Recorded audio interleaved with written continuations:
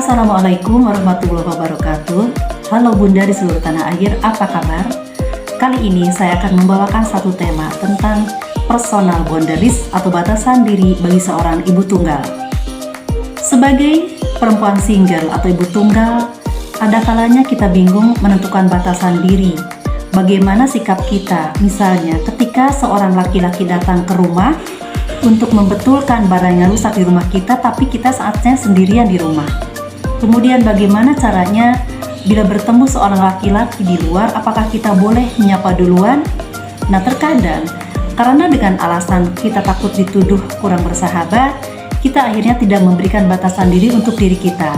Padahal sebenarnya setting boundaries atau penetapan batasan ini adalah untuk keuntungan atau keamanan diri seorang ibu tunggal. Bagaimanakah batasan-batasan diri bagi seorang ibu tunggal? Boundaries adalah batas atau ruang antara kita dengan orang lain yang dibuat untuk menentukan skala prioritas dan jarak orang lain ketika masuk dalam wilayah pribadi kita. Termasuk di dalamnya adalah kemampuan menanggapi dan menolak jika orang lain melewati batas pribadi kita. Setting boundaries atau menetapkan batasan untuk seorang ibu tunggal atau janda adalah untuk membuat kita lebih percaya diri, nyaman, dan yakin bahwa kita sudah membuat batas untuk menjaga keamanan diri dalam berinteraksi. Seorang ibu tunggal penting membuat batasan pribadi, di mana mereka akan punya pegangan di saat status ibu tunggal menyebabkan mereka bingung untuk berperilaku di tengah masyarakat, atau saat mereka merasa status tersebut terstigmatisasi negatif di ranah sosial. Bahkan ada kalanya sebaliknya para ibu tunggal ini menstigma dirinya sendiri, padahal sebenarnya tidak ada stigma negatif apapun terhadap dirinya di lingkungan interaksinya. Untuk mengetahui batasan-batasan pribadi, Dr. Henry Cloud dan Dr. John Chowson, penulis buku Boundaries, menuliskan When to say yes, how to say no, to take control of your life. Artinya, ketika batasan pribadi sudah dibuat, maka seseorang akan mengetahui kapan harus mengatakan iya dan bagaimana caranya mengatakan tidak bila ada indikasi orang lain akan melanggar batas tersebut. Batasan-batasan tersebut dibuat untuk mengontrol hidup kita, bukan hidup orang lain. Karena kita tidak akan pernah bisa mengontrol hidup orang lain. Setting boundaries meliputi physical boundaries, material boundaries, emotional boundaries, mental boundaries, sexual boundaries, dan spiritual boundaries. Yang pertama, physical boundaries, yaitu batasan-batasan yang dibuat dalam menentukan hubungan fisik atau anggota badan.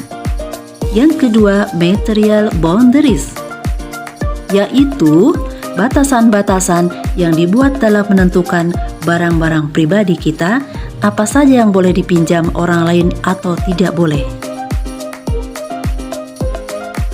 Yang ketiga, emotional boundaries, yaitu batasan-batasan internal yang dibuat dalam melindungi fungsi emosi seseorang supaya tepat waktu dan tepat guna.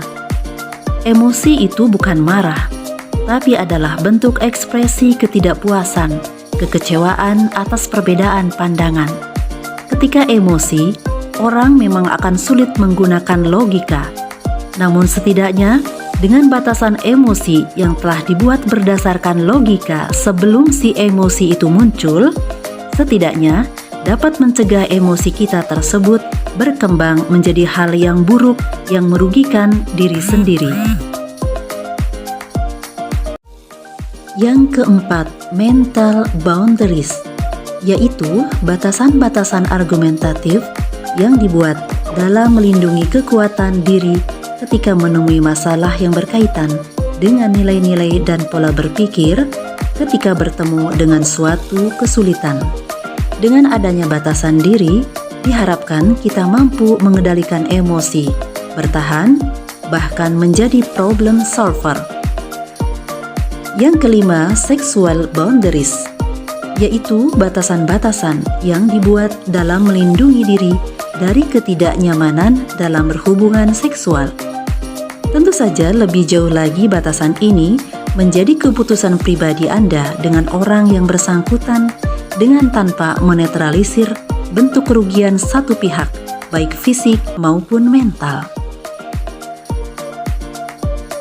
Yang keenam, spiritual boundaries, yaitu batasan-batasan yang dibuat dalam melindungi diri dari hubungan pribadi dengan Tuhan, yang sifatnya sangat teologis, menyangkut keyakinan keagamaan. Bagi seorang perempuan single, membuat batasan-batasan pribadi dan skala prioritas sangatlah penting untuk melindungi privasi dirinya, untuk menunjukkan bahwa kita waspada, berharga, apik, dan bertujuan. Secara general, penerapan batasan diri bagi seorang perempuan secara umum dengan perempuan berstatus single tidak jauh berbeda. Namun atas nama perempuan yang berada dalam posisi harus lebih ekstra hati-hati dengan status singlenya tersebut, maka mereka ini punya pekerjaan yang cukup berat. Bagi seorang perempuan single atau janda, batasan fisik menjadi isu feminisme dari dulu sampai sekarang. Dengan harapan para perempuan single ini terhindar dari bentuk-bentuk pelecehan baik secara verbal maupun fisik, tapi kenyataannya masih saja terjadi. Gerakan feminisme secara subjektif sudah membuat propaganda anti pelecehan, membantu para perempuan memelihara fitrah dan hak-haknya secara utuh, memperjuangkan nilai keadilan sebagai makhluk Tuhan tanpa adanya marginalisasi, apalagi eksploitasi. Yang lebih penting lagi adalah bahwa gerakan feminisme ini diakui memiliki titik temu dengan teologi Islam, selama tidak mengarah pada supremasi dan eksploitasi terhadap hak-hak laki-laki. Terkait dengan batasan-batasan diri bagi seorang perempuan single atau janda, Islam memiliki pakem dan aturan tersendiri. Untuk batasan fisik ini, saya ingin menyoroti lebih dalam lagi bagaimana seorang perempuan single berinteraksi dengan lawan jenis. Fisik, basyar atau dimensi lahiriah mempunyai ciri pokok, yaitu memiliki bangunan tubuh, menempati ruang dan waktu, memerlukan makan dan minum, memiliki dorongan seksual, dan terikat oleh hukum-hukum alam seperti lahir dan mati. Ada dua fase waktu menyangkut batasan dari seorang perempuan single, yaitu fase masa idah dan fase sesudah masa idah. Pertama, fase masa idah. Islam memiliki batasan pribadi yang sangat fundamental bagi perempuan pasca ditinggal wafat suaminya, yaitu batasan masa idah. Masa idah adalah rentangan waktu pengistirahatan, penggemblengan, dan ma'rifatun nafs atau mengenali status barunya pasca ditinggal wafat suami ataupun divorce, yang kesemuanya Allah atur untuk kemuliaan dirinya di dunia dan akhirat. Masa idah bisa disebut sebagai masa yang paling sakral, dibebankan kepada perempuan muslim untuk benar-benar menjalani masa berbatas dalam banyak hal, yaitu 4 bulan 10 hari menenggelamkan diri dalam kontemplasi batin, tidak berinteraksi dengan lawan jenis, tidak berdandan, tidak mengenakan pakaian mencolok, tidak memakai wewangian, yang sebenarnya larangan tersebut mengandung unsur tercegahnya laki-laki untuk melirik keberadaannya. Kedua, fase sesudah masa idah. Setelah usai masa idah, seorang perempuan muslim berstatus ibu tunggal mempunyai hak dan kewajiban yang sama dengan perempuan lain umumnya dalam berinteraksi dengan lawan jenis. Secara umum, Islam mempunyai aturan tersendiri dalam hal ini. Namun karena seorang single parent membawa dampak psikologis yang berat pasca ditinggal wafat suaminya ataupun divorce, biasanya menyebabkan mereka bingung dengan status jandanya tersebut. Maka hal ini perlu mendapat perhatian khusus. Membuat personal boundaries atau batasan pribadi sangat tepat dan wajib dilakukan untuk menyelamatkan mereka secara fisik di samping risiko lain.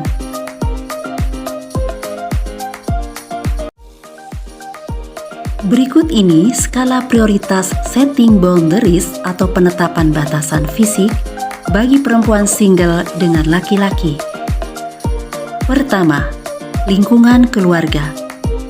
Anggota keluarga berdasarkan hubungan nasab atau keturunan dari pihak wanita seperti ayah, anak laki-laki, saudara laki-laki, saudara ayah atau ibu atau paman, keponakan dari saudara laki-laki atau perempuan, atau karena sebab persusuan dan pernikahan adalah termasuk kelompok yang mahram atau tidak sah dinikahi. Dengan sendirinya, mereka tergolong kelompok yang tidak terlalu signifikan untuk dibuatkan setting boundaries, tapi dengan tetap memperhatikan kaidah umum berinteraksi antar lawan jenis. Kedua, lingkungan di luar keluarga. Secara umum, Islam mengatur etika bergaul seorang perempuan muslim dengan lawan jenis, seperti menundukkan pandangan, menjaga jarak, dan tidak berada dalam satu ruangan tanpa adanya orang ketiga.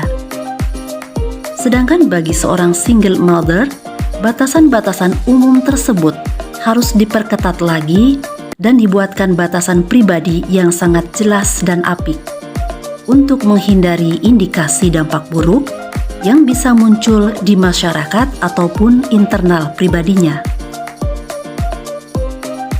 Keharusan menundukkan pandangan dan menjaga jarak.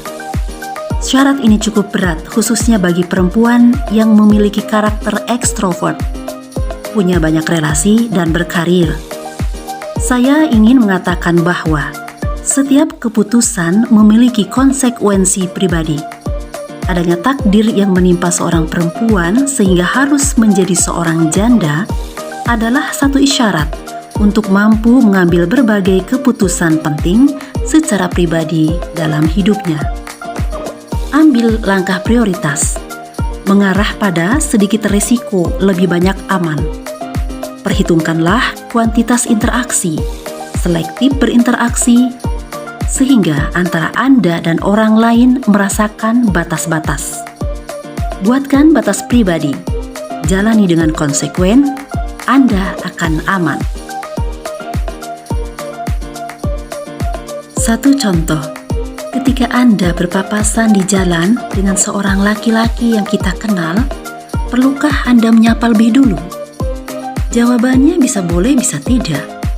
Kuncinya, bila orang lain mengetahui bahwa Anda selama ini memperlihatkan batas-batas pribadi, maka semua perilaku Anda akan nampak natural dan Anda akan mempunyai packaging khusus di mata orang lain secara terhormat.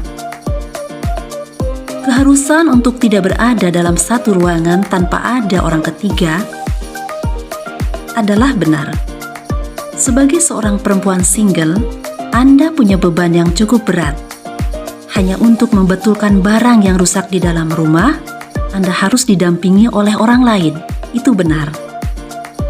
Atau pilihan lain adalah menunda waktu, atau Anda berada di luar rumah dengan penuh kesabaran, menunggu sampai orang yang membetulkan barang yang rusak tersebut selesai. Begitulah kondisinya. Tetap semangat.